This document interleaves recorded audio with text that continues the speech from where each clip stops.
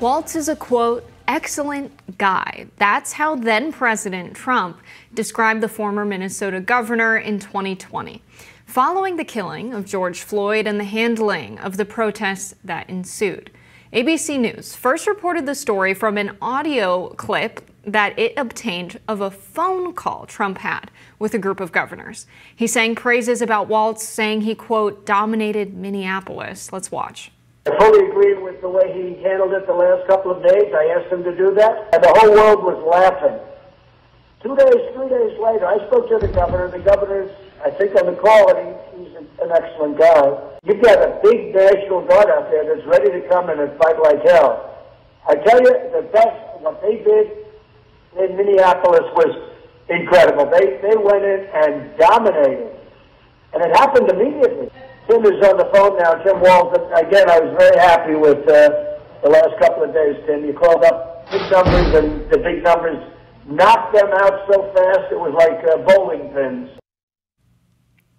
4 years later, Trump is singing a different tune. Here he is on a phone call with Fox News earlier this week. Let's listen.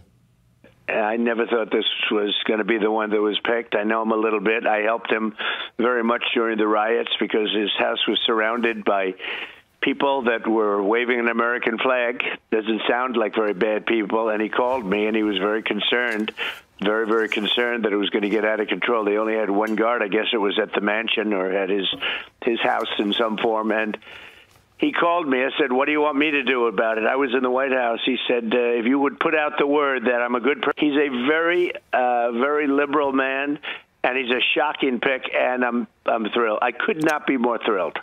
Trump running mate J.D. Vance has taken a few swipes at Walz on his handling of the George Floyd protests and more. Let's watch. Tim Walz is a person, again, who promoted rioters burning down the biggest city in his state. This is a guy who wants to give driver's licenses to illegal aliens. This is a guy who wants to take children away from their parents if those parents don't consent to sex changes for minors. This is a radical human being who comes from the far left wing of the Democrat Party. So Donald Trump changed his mind about Tim Walz. What should we make of this? Yeah. I think it's interesting how Trump manages to change his mind about things that have happened, not just his opinions of people, and tells J.D. Vance, and J.D. Vance just takes the information without fact-checking it. It's honestly amazing because Tim Walz called in the National Guard. It wasn't that, as Trump puts it, he told him to, and then he did. Before Trump even talked about it, Walz had met with his mayor there in Minneapolis, and on the 28th of May 2020 called in the National Guard. Trump didn't say anything about this until June 19th of 2020, claiming he forced the Democrat-run Minnesota to bring in the National Guard, but the email trail shows they did not even talk about it. And Walz called it in before, as a lot of people have gotten this wrong, the precinct was burnt down. So I think that they're just running on things that are not true because they have just run against their policies, run against things they actually support and believe in, and things they actually did. The fact that they're running against made-up stuff shows they don't actually have a campaign against Harris and Walz. Yeah, look, in this case, I think it's not ideal that Trump said nice things about Walz at the time. And, you know, as I've said many times, it would be great if Republicans had a stronger candidate of their own for all the complaining they're doing that, oh, the Democrats swapped out their candidate when he was flailing and got one that is, at least on paper, doing better. That's not fair. It's like, well, you could do that too. You could get if the hardcore base of the Republican Party that is just desperately clinging to Trump still could let the party have a more popular candidate, you know, this election would be a knockout, blowout for anyone else with an R next to their name, but it's Donald Trump. So they have a candidate who unfortunately praised Tim Walz, shouldn't have, but did because Trump is not an ideological thinker, or if the person, he wants to get along with him and they've said nice things to him and they're not in his way or saying bad things about him, then he's all for him. He doesn't care.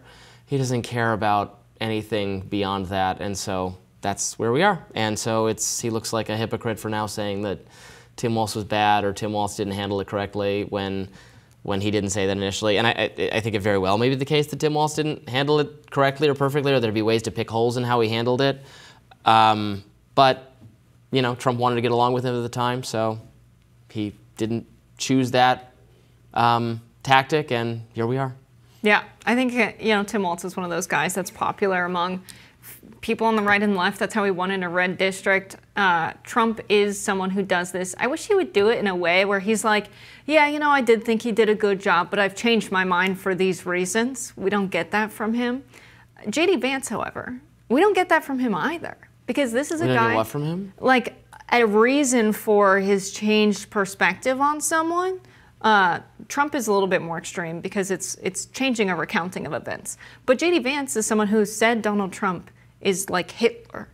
Well, I don't think it's fair to say we haven't gotten an explanation for that. You can reject his explanation, but he said that he thought, his stated explanation is that he thought Trump was fake, was not actually going to do any of the things he said he would do about delivering for working people, was just, you know, was not sincere, was not all of those things, and then he turned out to be, in J.D. Vance's view, a good president who was delivering on the promises he made, and so he changed his mind about him. Yeah, that's but we don't know why.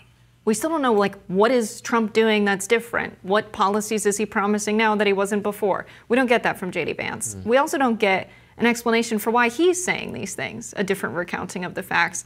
He would have to find this information out either from Donald Trump and take his word for it, or he could just look at the reporting on what actually happened. And the fact that he's not does not make me confident in the vice presidential pick on top of Trump. It's a liability. All right, more Rising right after this.